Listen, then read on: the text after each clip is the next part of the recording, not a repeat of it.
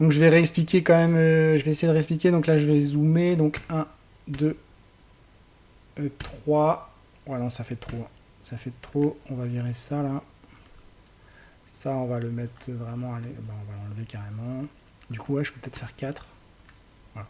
Je suis vraiment désolé les gars, et les nanas, hein, s'il y a des nanas. Donc du coup, pour résumer, on envoie une requête post à login, dans laquelle, vous savez, vous avez un formulaire et dedans, il y aura le login, par exemple, sera Marie.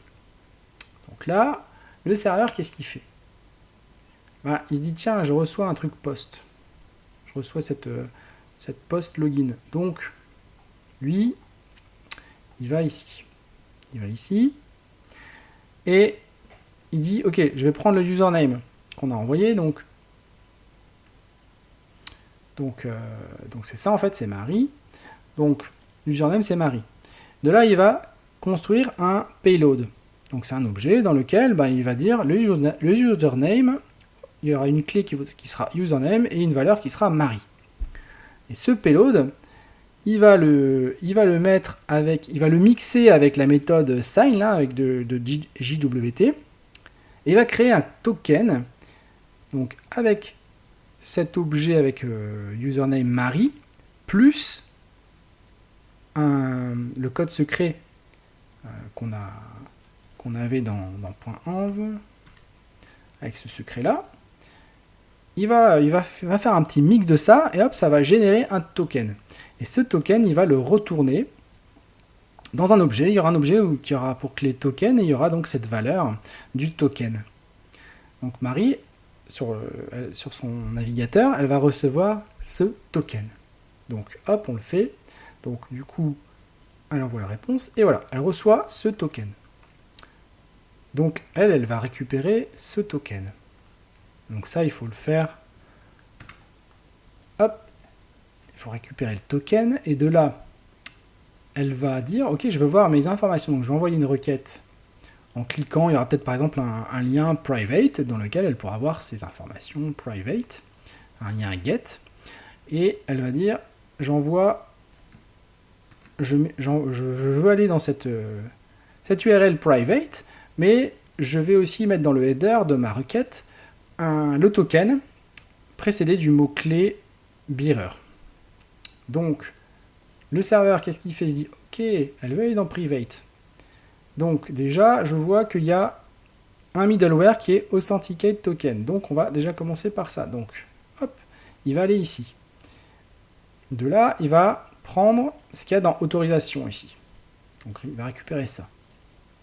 Et il va ensuite extraire le token. Donc, via un split. Ok, ça va être transformé en un tableau séparé. Donc, il y aura premier élément, ce sera la première partie du tableau. Deuxième élément, ce sera cette partie-là, splitté via l'espace qui est là. Et il va prendre donc le token, donc que la deuxième partie.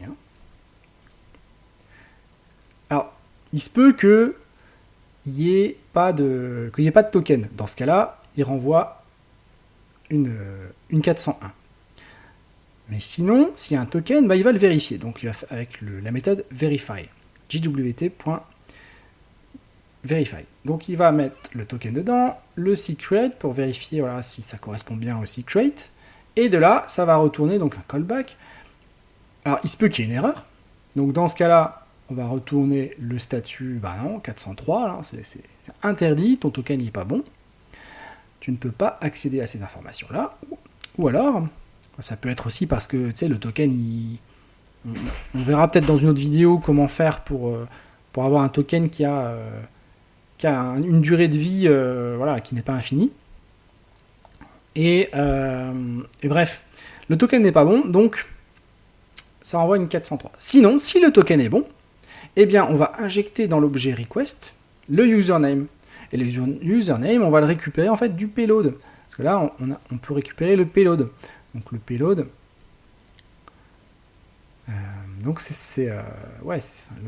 le payload, il sera dans le token en fait. Et dans le token, on pourra récupérer le username. Donc on l'injecte dans l'objet request et ensuite on fait next. Donc next, ça veut dire quoi? Ça veut dire que ça passe à la suite. Donc là, on était là, et donc ça passe à la suite, donc ça passe ici. Et on va simplement retourner du JSON. Et ici, donc, c'est peut-être pas très clair. Voilà. Le JSON qu'on va retourner, en fait, ce seront les private informations, donc ça là, tout ça, mais sauf qu'on va récupérer que cette partie-là en filtrant. Donc pour filtrer, j'étais où? On va prendre les premières, on va utiliser la méthode filter et on va prendre les objets private information un par un, l'objet de Gab, l'objet de Marie, et on va laisser passer uniquement le... Ça c'est pareil, on voit pas bien. L'objet, donc, si par exemple, enfin, l'objet qui aura pour username égal à celui dans la requête. Donc là, dans la requête, ce sera Marie. Donc on va laisser passer uniquement l'objet qui a pour username Marie, donc uniquement celui-là. Et donc ça va nous retourner un tableau avec uniquement les objets où il y aura marqué username Marie, donc il y aura un tableau avec uniquement cet objet-là. Et voilà, et donc du coup, c'est pour ça que ici, donc, quand on clique là, eh bien on a bien un tableau avec un seul objet, qui est l'objet où il y a le username Marie. Et voilà, donc elle a accès à ces informations, mais il n'y a que elle, grâce au JSON Web Token. Alors, donc, dans la première vidéo où j'ai expliqué le JSON Web Token, je vais vous expliquer, donc, je vais vous montrer pourquoi c'est bien le JSON Web Token. Donc, je vous disais très rapidement, donc je vous disais que voilà, quand c'est une section et qu'on n'utilise pas le JSON Web Token, donc les informations sont stockées en mémoire. Mais quand on utilise le JSON Web Token, les informations sont stockées dans le token. C'est pour ça qu'on peut utiliser... En fait, Marie, elle peut se connecter à d'autres serveurs qui utilisent la même clé secrète. Donc on va le faire tout de suite.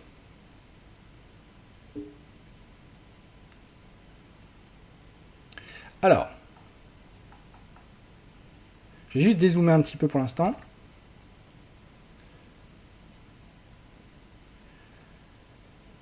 On va créer... Alors, dans package.json. Je vais rezoomer quand même, excusez-moi. Hop, voilà.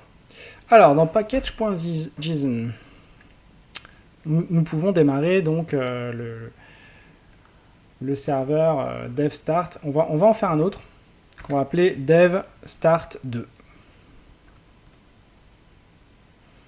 Et ce sera serveur 2.js.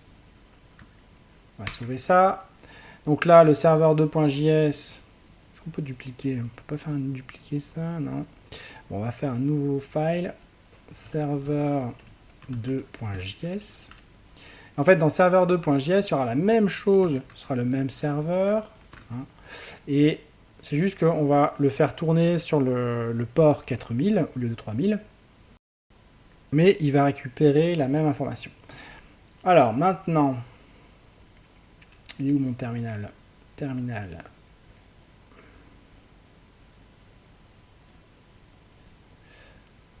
Donc on va commencer par devstart. Ah oui, non, attendez. Ça, je vais le virer. On va ouvrir request. Ça, on va le mettre là. Donc on a le package.json. Devstart. Ouais, attends. Donc serveur. Là, on est sur le port 3000 et là, on est sur le port 4000. Et ici, donc ce qu'on va faire, c'est qu'on va dire je récupère mon token avec le port 3000 et ensuite je vais sur un autre serveur qui est sur le port 4000 et je veux récupérer mes informations secrètes. Ok, et on va le faire avec Gab pour changer. Donc je sauvegarde ici. Ça c'est sauvegardé aussi, ça aussi. Ok. Donc on va lancer donc dev start. Bon écoutez, je sais pas pourquoi il y a eu cette erreur. De ce que j'ai cru comprendre, c'est que le port était déjà utilisé. Pourtant j'ai changé tous les ports et ça mettait toujours cette même erreur. Donc j'ai redémarré l'ordinateur et maintenant ça fonctionne. En tout cas ça a l'air de fonctionner. Donc du coup là j'ai mis 3500 et là 4000. Donc il faut que je fasse la requête sur le 3500. Donc c'est parti, 3500, on va se loguer en tant que Gabriel. 3500, on sauvegarde. Alors, je send la request. Nous obtenons un token. Donc en fait, on est sur le serveur ici. Hein, sur le serveur, on va dire le serveur A, 3500, et on va aller ensuite récupérer les informations B sur le serveur B, pardon, au port 4000. Donc c'est parti. On prend le token qui nous est donné par le serveur A du port 3500. Et maintenant, nous allons envoyer, alors on met bien ce token, voilà. Je vais donc sauvegarder ça. Alors ici, je vais fermer le serveur 1 pour lancer maintenant le serveur 2. Donc je mets bien dev start 2. Donc pour rappel, dev start 2, ça lance le 4000. Donc c'est parti. Voilà. Et là, j'envoie la requête. Et vous voyez, ça fonctionne. On obtient bien les informations privées de Gab sur le deuxième serveur qui tourne sur le port 4000. Hein, parce que j'ai bien lancé dev start 2 et dev start 2. On regarde ici, dev start 2, c'est bien le serveur 2 ici sur le port 4000. Donc vous voyez, le JSON Web Token, c'est vachement bien, parce que vous pouvez comme ça utiliser plusieurs tokens, les informations sont sur le token et non pas en mémoire dans le serveur comme on pourrait l'avoir dans une session classique. Voilà, j'espère que cette vidéo vous a appris quelque chose. Et je pense que je ferai une vidéo, il va falloir que je connecte un React là-dessus pour pouvoir utiliser donc, le JSON Web Token donc en React. Parce que c'est pareil, en React, il faut l'envoyer. Voilà, il faut bien penser quand on envoie la requête en React, et bien d'ajouter cette autorisation avec le token et puis de pouvoir la récupérer. Donc je pense que je vais travailler un peu là-dessus et faire une vidéo là-dessus. Ce sera la prochaine vidéo à mon avis. Voilà, je vous souhaite en attendant une bonne journée ou une bonne soirée et à bientôt. Ciao. Ah, en fait, juste un petit truc, 2 petites secondes. Si tu aimes mon contenu et que tu aimerais m'aider à avoir plus d'audience, lâche un petit like ou un abonnement ou un commentaire. Un des trois, hein, ou même les trois ou les deux. Merci, ciao. Don't forget to subscribe, baby.